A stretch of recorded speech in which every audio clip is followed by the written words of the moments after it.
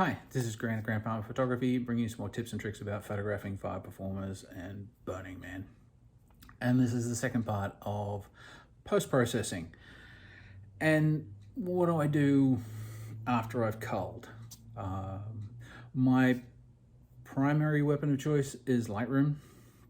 I like that it can do a lot of editing and processing, as well as its database and digital management asset capabilities.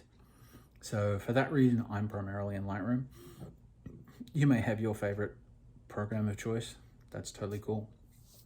Fire images, I will import with a fire preset that knocks down a little bit of the color temperature, makes it a little bit cooler, takes a lot of the orange out of the image, kicks up the highlights, kicks up a little bit of the shadows, kicks up the clarity, kicks up a little bit of the texture.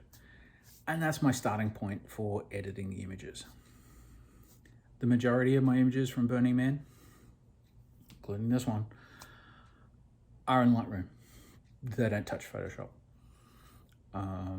I can achieve pretty much what I want to achieve in Lightroom, and I don't need to go to the extra step.